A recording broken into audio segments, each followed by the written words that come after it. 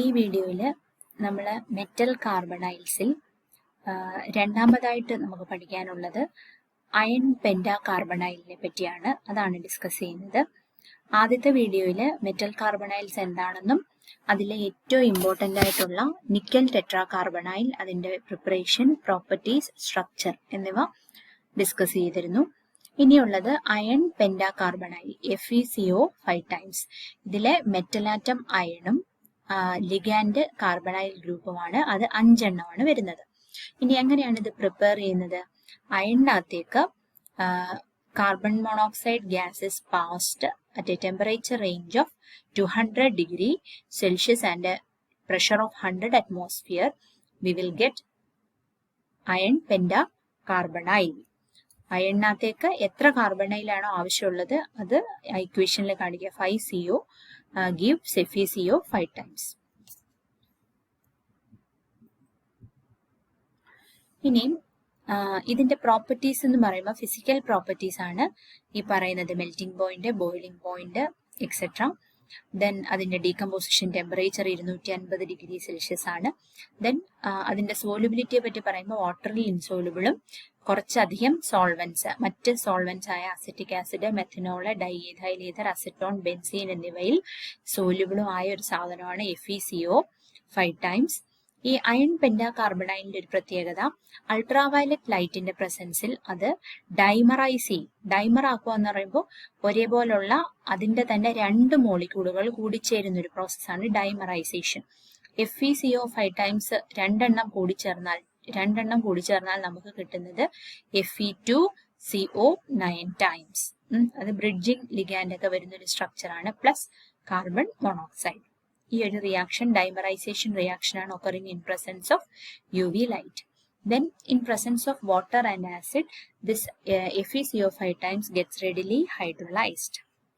Then with sodium metal in liquid ammonia, FeCO 5 times gives Na2FeCO 4 times. അതായത് അതൊരു carboxylate anion ആണ്.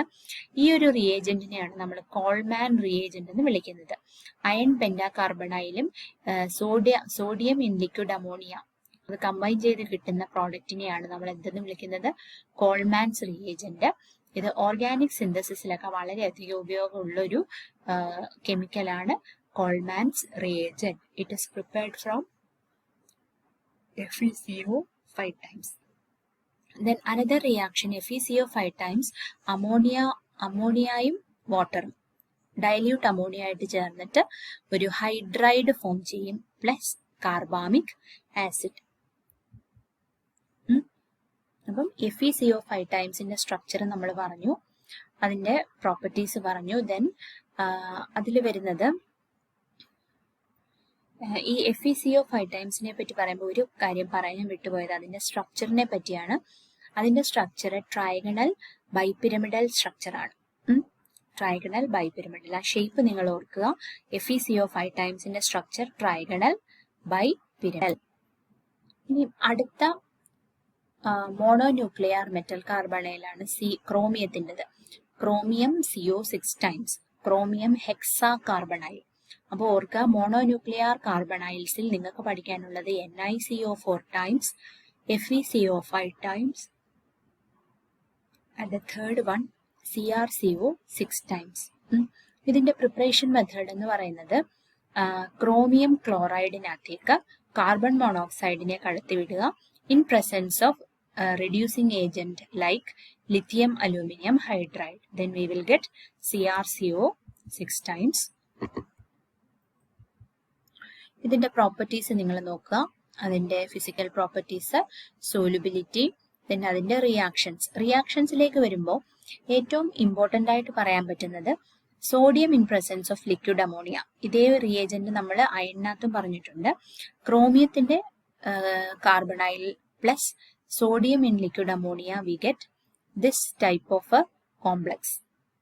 ഇതൊരു complex ആണ്. ഇതൊരു കാർബോക്സിലേറ്റ് ആനയോൺ ആണ്.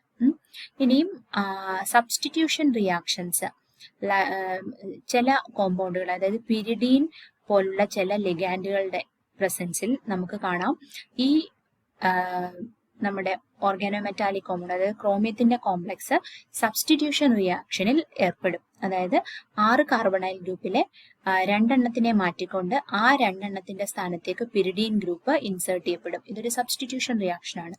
ഒരു ഗ്രൂപ്പ് പോയിട്ട് അതേ സ്ഥാനത്ത് മറ്റൊരു ഗ്രൂപ്പ് വരുന്നു, അത് സബ്സ്റ്റിറ്റ്യൂഷൻ ആണ്.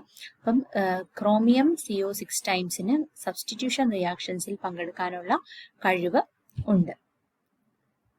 ഇനി ക്രോമിയത്തിന്റെ സ്ട്രക്ചറിനെ പറ്റി പറയുമ്പോൾ, ക്രോമിയം എന്ന് പറയുമ്പോൾ അതിന് D5S1 ആണ്. നമുക്കറിയാം half filled state highly stable ആയതുകൊണ്ട് തന്നെ ക്രോമിയം D4S2 കാണാതെ അങ്ങനെ ഇരിക്കാതെ അതിന് പകരം D5S1 സ്റ്റേറ്റിലാണ് അത് കാണപ്പെടുന്നത്. ഇനി ക്രോമിയത്തിന്റെ അടുത്തേക്ക് വരുന്നത് സ്ട്രോങ് ലിഗാൻഡായ കാർബണൈൽ ലിഗാൻഡ് ആണ്. അപ്പൊ എന്ത് പറ്റും? ഈ അൺപെയർഡ് ആയിട്ട് നിൽക്കുന്ന ഇലക്ട്രോൺസിനെ എല്ലാം ഈ കാർബണൈൽ ഗ്രൂപ്പ് പെയർഡ് ആക്കാൻ ശ്രമിക്കും. പെയർഡ് ആക്കുമ്പോൾ 1, 2, 3, 4, 5, 6 അൺപെയർഡ് ഇലക്ട്രോൺസ് 6 ഓർബിറ്റലായിട്ട് നിൽക്കുന്നു ആദ്യം. അപ്പൊ കാർബണൈൽ ഗ്രൂപ്പ് വരുമ്പോഴത്തേനും ഈ 6 എണ്ണത്തിനെ പെയർഡ് ആക്കുമ്പോൾ സംഭവിക്കുന്നത് ഓരോന്നിലും ഈ 2 ഇലക്ട്രോൺസ് വെച്ച് വരും. അപ്പൊ നോക്കിക്കേ ഏതൊക്കെ ഓർബിറ്റൽസ് ആണ് ഫ്രീ ആവുന്നത്? ഡിക്കകത്ത് 2 എണ്ണം, എസ് പിക്കകത്ത് 3 എണ്ണം.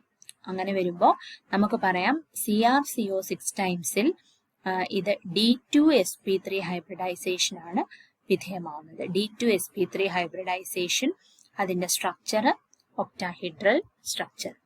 അപ്പൊ ക്രോമിയം CO6 ടൈംസിന്റെ ഒക്ടാഹെഡ്രൽ ജോമെട്രി എങ്ങനെയാന്ന് നോക്കിക്കേ. ക്രോമിയം നടുക്ക് 4 കാർബണൈൽ സ്ക്വയർ പോലെ ഒരു പ്ലെയിനില്, ദെൻ ഒരു കാർബണൈൽ മുകളിലോട്ട്, ഒരു കാർബണൈൽ താഴോട്ട്. ഈ സ്ട്രക്ചറാണ് ഒക്ടാഹെഡ്രൽ സ്ട്രക്ചർ. അപ്പൊ ക്രോമിയം CO6 ടൈംസിനെ പറ്റി പറയുമ്പോൾ D2sp3 ഹൈബ്രിഡൈസേഷൻ ആണ്, ഒക്ടാഹെഡ്രൽ സ്ട്രക്ചർ ആണ്. ഇതിനകത്തും എല്ലാം പെയർഡ് ആയതുകൊണ്ട് തന്നെ ഇത് ഡയാമാഗ്നറ്റിക് നേച്ചർ ഉള്ള ഒരു കോംപ്ലക്സ് ആണ്. അപ്പൊ മോണോന്യൂക്ലിയർ കോംപ്ലക്സസിലാണ് നമ്മൾ ഇത്രയും പറഞ്ഞത്. Nickel tetra carbonyl, FeCO5 times, iron pentacarbonyl, chromium hexa carbonyl. ഇനി പോളിന്യൂക്ലിയർ കാർബണൈൽസിൽ നമുക്ക് ഇമ്പോർട്ടന്റ് ആയിട്ട് പഠിക്കാനുള്ളത് മാംഗനീസിന്റെ കോംപ്ലക്സ് ആണ്. ഞാൻ പറഞ്ഞു പോളിന്യൂക്ലിയർ എന്ന് പറയുമ്പോൾ ഒന്നിലധികം മെറ്റൽ ആറ്റംസ് കാണും. മാംഗനീസിന്റെ കാർബണൈൽ എന്ന് പറയുമ്പോൾ നമ്മൾ എടുക്കുന്നത് ഡൈമാംഗനീസ് ഡെക്കാ കാർബണൈൽ ആണ്. Mn2CO10 times dimanganese deca carbonyl. അതിന്റെ പ്രിപ്പറേഷൻ മെത്തേഡ് ശ്രദ്ധിച്ചേ. മാംഗനീസ് അയോഡൈഡിലേക്ക് കാർബൺ മോണോക്സൈഡിനെ കടത്തിവിടും. In presence of magnesium as reducing agent we will get Mn2CO10 times. ഇവിടുത്തെ ടെമ്പറേച്ചർ റേഞ്ചും പ്രഷർ റേഞ്ചും ഓർക്കണം. 25 ഡിഗ്രി സെൽഷ്യസും 210 അറ്റ്മോസ്ഫിയറും. ഇതിന്റെ പ്രോപ്പർട്ടീസ്, ഇതൊരു യെല്ലോ കളേർഡ് ക്രിസ്റ്റൽ ആണ്. ദെൻ അതിന്റെ ഒരു പ്രോപ്പർട്ടി എന്ന് പറയുന്നത് in presence of halogens insert ചെയ്യുമ്പോൾ ഇതിന് എന്താണ് മാറ്റം വരുന്നത് നോക്കിക്കേ. Mn2CO10 times plus X2 halogens ഏത് വേണമെങ്കിലും വരാം. അപ്പം സംഭവിക്കുന്ന മാറ്റം MnCO5 ടൈംസ് എന്നുള്ള ഒരു മോണോന്യൂക്ലിയർ ഫോമിലേക്ക് അത് മാറും. ഇൻറ്റു X ആ ഒരു ഹാലജൻ ഇൻസേർട്ട് ചെയ്യപ്പെടുകയും ചെയ്യും.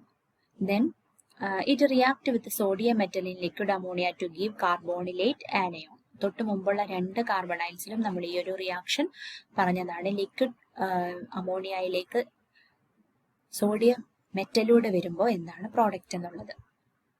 ദെൻ ഈ കിട്ടുന്നതാണ് കാർബോക്സിലേറ്റ് ആനയോൺ. ദെൻ Mn2CO10 ടൈംസിന്റെ സ്ട്രക്ചർ ഇങ്ങനെയാണ്. Okay, thank U.